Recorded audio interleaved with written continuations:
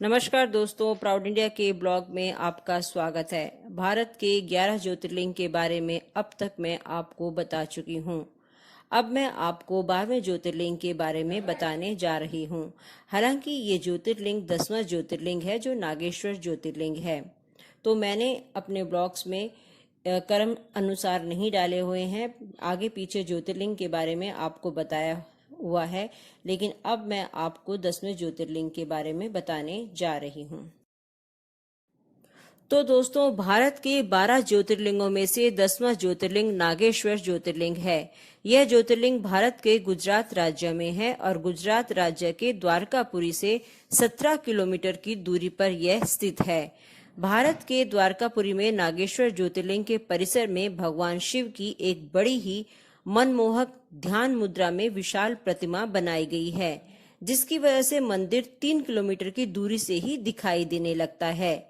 भगवान शिव की यह मूर्ति 80 फीट ऊंची तथा इसकी चौड़ाई 25 फीट है तथा इसका मुख्य द्वार अत्यंत साधारण और सुंदर है। ऐसा माना जाता है कि नागेश्वर अर्थात कि नागों का ईश्वर, नागों का देवता वासुकी जी भगवान शिव जी के गले में कुंडली मारकर बैठे रहते हैं। इस मंदिर में स्थापित ज्योतिर्लिंग का दर्शन करने वालों के लिए भगवान शिव जी की बहुत महिमा है। कहा जाता है कि इस मंदिर में विष से संबंधित सभी रोगों से मुक्ति प्राप्त होती है। भगवान शिव जी के 12 ज्योतिर्लिंगों में स्थापित श्री विश्वनाथ का यह 10वां ज्योतिर्लिंग माना जाता है। धार्मिक मान्यताओं के अनुसार भगवान शिव को नागों के देवता के रूप में जाना जाता है। नागेश्वर का संपूर्ण अर्थ नागों का ईश्वर है। पौराणिक कथाओं में इस ज्योतिर्लिंग के दर्शन की कथा एक विशाल महिमा बताई गई है। इस ज्योतिर्लिंग की भी विभिन्न रोचक कहानियां हैं, जिसे सभी श्रद्धापूर्वक सुनते हैं। कहा जाता है कि महात्माओं की कथाओं को श्रद्धापूर्वक सुनने से जीवन में किए गए सभी पापों से मुक्ति मिलती है। यह मंदिर सुबह 5 बजे आरती के साथ खुलता है, किंतु भक्तों के लिए यह मंदिर 6 बजे खुलता है। मंदिर के पुजारियों द्वारा कई विधियों द्वारा शिवजी की श्रद्धापूर्वक पूजा तथा अभिषेक किए जाते हैं। भगवान शिवजी के द्वार पर आने वाले श्रद्धालुओं के लिए शाम 4 बजे श्रृंगार दर्शन होते हैं। उसके पश्चात गर्भगृह में प्रवेश करने पर प्रतिबंध होता है। यहाँ पर पुजारियों द्वारा भगवान शिवजी की शाम की आरती सायं 7 बजे की जाती है तथा भक्तों के दर्शन का समय रात्रि 9 बजे समाप्त होता है। भगवान शिवजी के त्योहार और विशेष शुभ अवसर पर यह मंदिर अधिक समय तक खुलता है। भगवान शिवजी के इस 10वें ज्योतिर्लिंग का निर्माण कार्य अत्यंत अद्भुत है। सौंदर्यकरण विधि से करवाया गया है। नागेश्वर मंदिर के मुख्य गर्भगृह के निचले स्तर पर भगवान शिवजी के इस ज्योतिर्लिंग को स्थापित किया गया है। इस ज्योतिर्लिंग के ऊपर भगवान शिवजी का एक चांदी का बड़ा नाग स्थापित किया गया है। इतना ही नहीं, इस अद्भुत ज्योतिर्लिंग के पीछे ही माता पार्वती की प्रतिमा की भी स्थापना की गई है। इस ज्योतिर्लिंग का मंदिर अत्यंत अद्भुत सौंदर्यपूर्वक तरीके से बनाया गया है। कहा जाता है कि जिन श्रद्धालुओं को ज्योतिर्लिंग का अभिषेक करना है, वहां के पुजारियों से अनुरोध करके सफेद धोती पहनकर अभिषेक करवाया जाता है। दोस्तों, धार्मिक पुराणों के अनुसार कहा जाता है कि सुप्रिय नामक एक धार्मिक तथा सदाचारी वैश्य था। वह भगवान शिव जी का परम भक्त था। वह इतना शिव प्रेमी था कि भगवान शिव जी की दिन भर आराधना और ध्यान में लीन रहता था। वह अपने कार्य भगवान शिव जी को अर्पित करके ही करता था।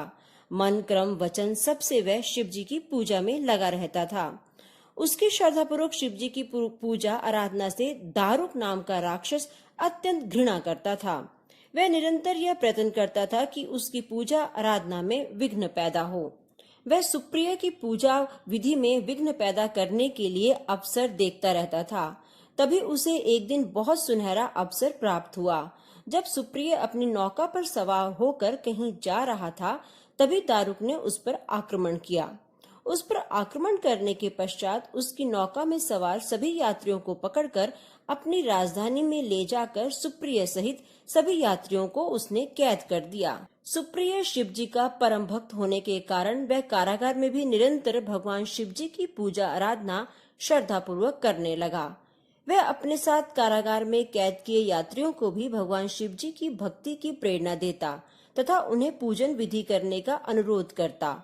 इस विषय में दारुक के सेवक द्वारा सुप्रिया की शिव भक्ति की समाचार जब उसे प्राप्त हुआ तो वह अत्यंत क्रोधित होकर उस कारागार में जा पहुंचा। इस आदेश से मुक्ति पाने के लिए वह ध्यानपूर्वक भगवान शिव जी की एकाग्र मन से आराधना करने लगा। उसे अपनी भक्ति तथा शिव की महिमा पर विश्वास था। उसकी प्रार्थना शिव जी ने स्वीकार की। तत्पश्चात शिव जी उसी क्षण कारागार में एक ऊंचे स्थान पर चमकते हुए सिंहासन पर स्थित होकर ज्योतिर्लिंग के रूप में प्रकट हो गए। शिव जी ने अपने परम भक्त को दर्शन दिए और अस्त्र भी प्रदान किया, जिसकी सहायता से सुप्रिय ने दारुक राक्षस का वध किया।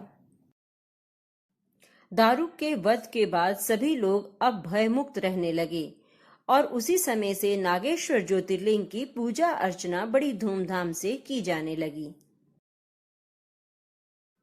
नागेश्वर ज्योतिर्लिंग दक्षिण मुखी है। इसके बारे में भी एक कहानी प्रसिद्ध है। कहते हैं उनका एक भक्त था जिसका नाम नामदेव था।